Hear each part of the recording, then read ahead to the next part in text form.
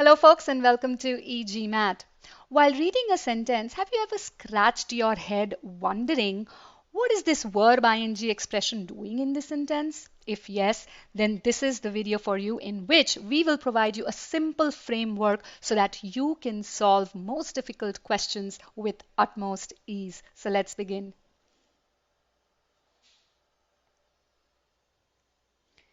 So as many of you may already be aware that the verb ing modifiers can act as both noun modifiers and action modifiers. Let's take a few very simple sentences to understand how these modifiers play out in a sentence.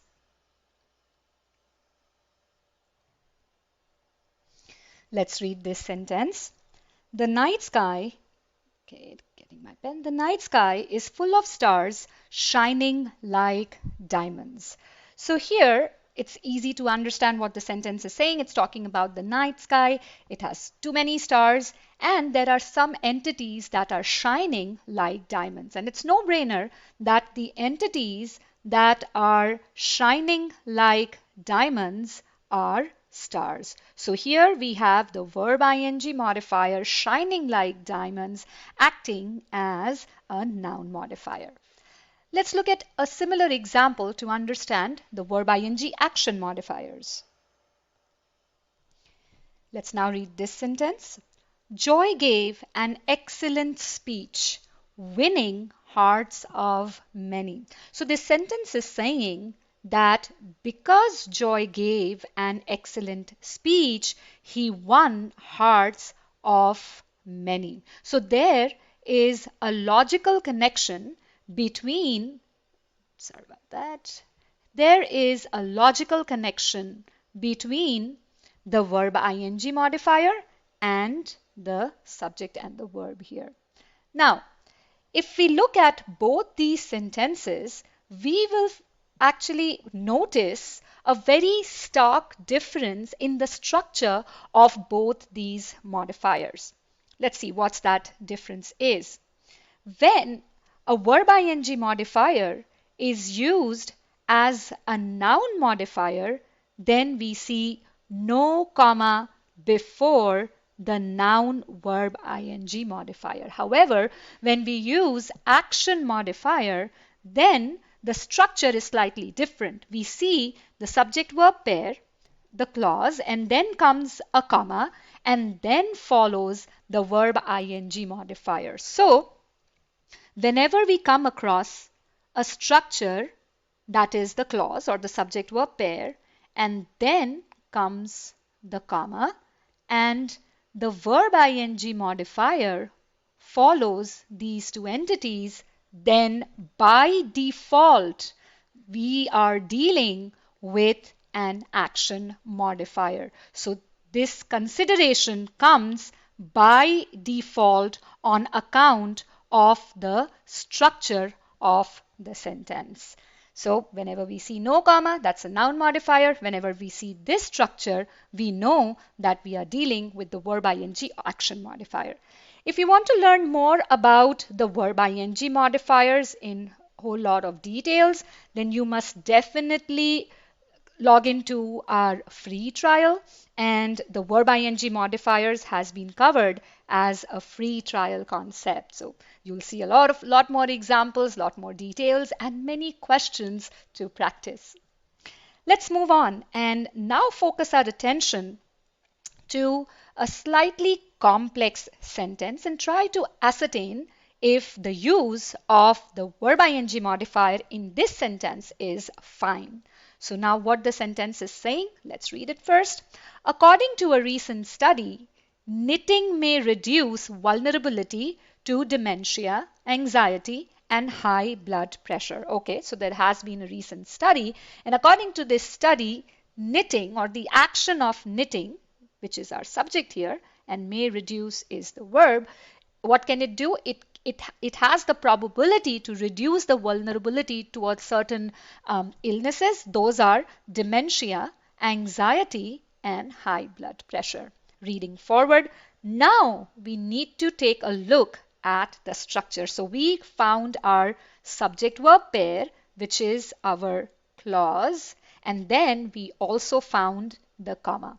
And then we have the verb ing modifier over here. So by default, we are looking at an action verb ing modifier here. So first let's read the modifier and then try to understand the meaning presented by this action modifier in the sentence.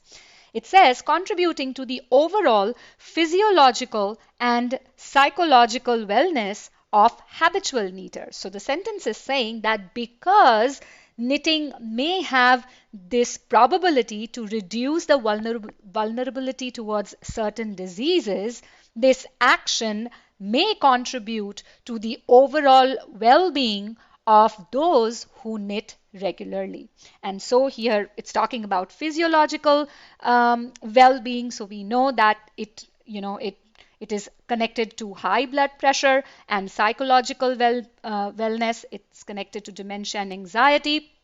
So because there is this probability, knitting may contribute to the overall well-being of regular knitter. And so we see that the connection between the verb ing modifier and the rest of the clause is absolutely logical, right? The meaning presented by the usage of this comma plus verb ing modifier, the action modifier, is absolutely logical, and hence the sentence uses the verb ing.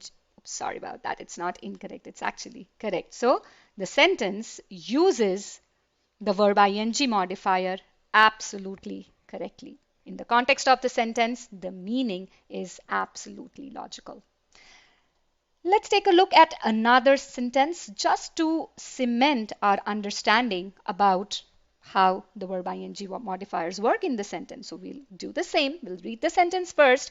Frenzied commuters in New York's Flatiron district have stopped in their tracks in recent days. Okay, I'm taking a pause here because I need to process the information of whatever I have read so far. So the sentence is talking about frenzied commuters who are always in a hurry. Of course, we are talking about New York City, so that's very logical.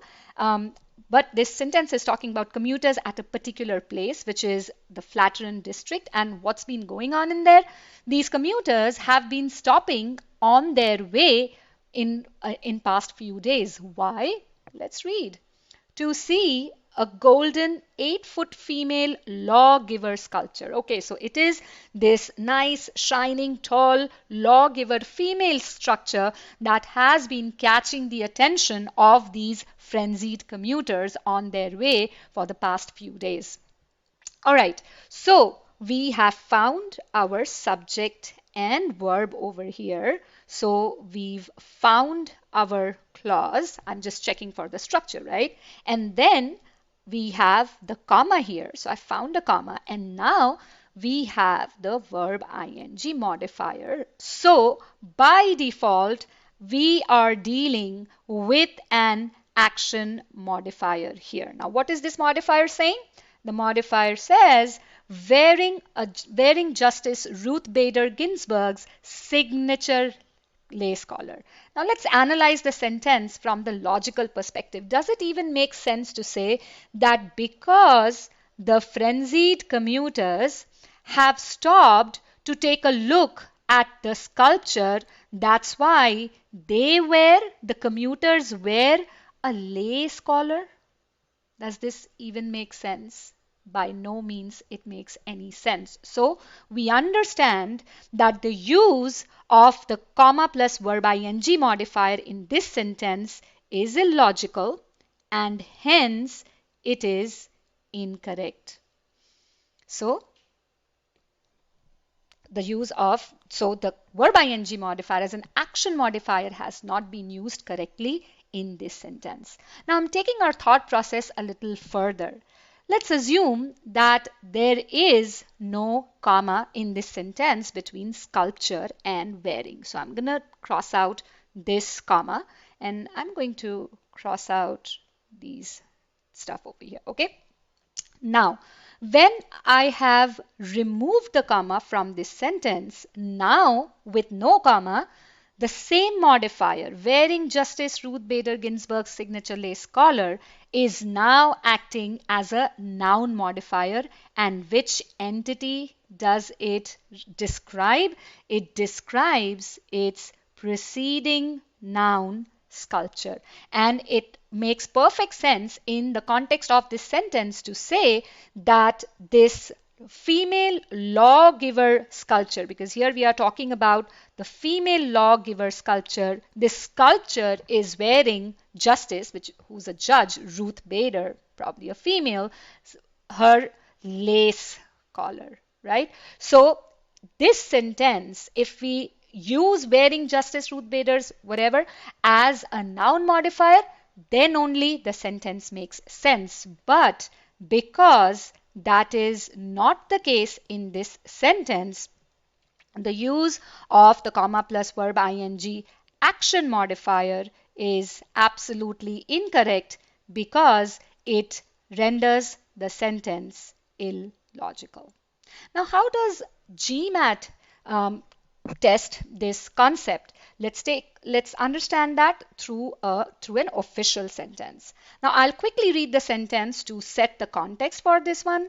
The sentence says the 32 species that make the dolphin family are closely related to whales and, in fact, include the animal known as the killer whale, which can grow to be 30 feet long and is famous for its aggressive hunting pods. So what we see here is that this part over here, which this structure is meant to describe the killer whale, right? Now, when we look at choices B and C, what's the structure that we are getting here? The structure that we are getting here is that we have the subject, include is the verb. This is second verb for the subject, by the way. This is V1, that's the verb 1.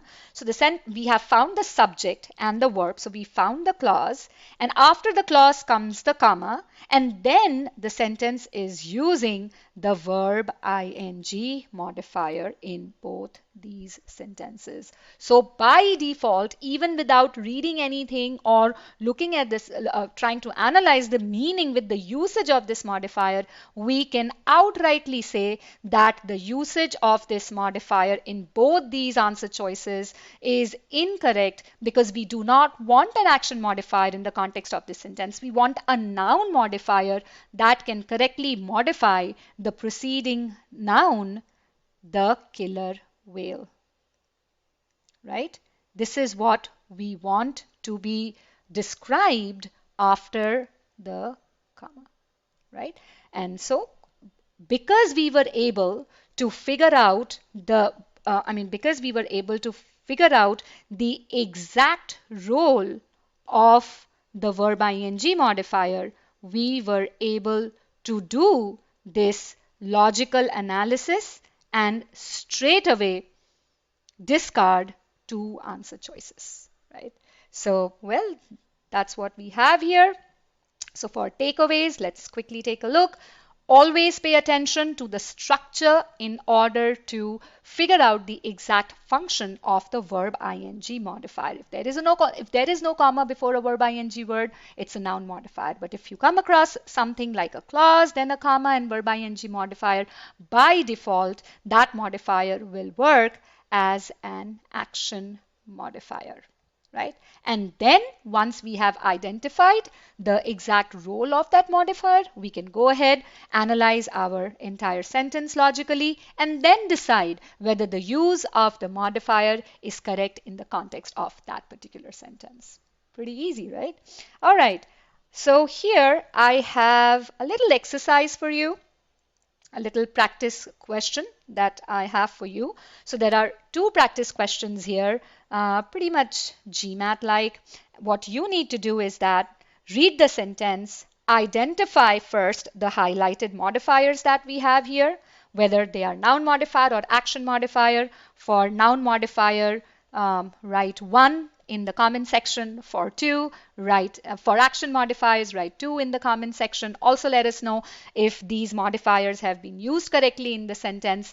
Every input of yours will be responded by our experts. So I hope that you enjoyed this video. For more tips and more such fun videos, keep coming back to e-GMAT. Till then, happy learning.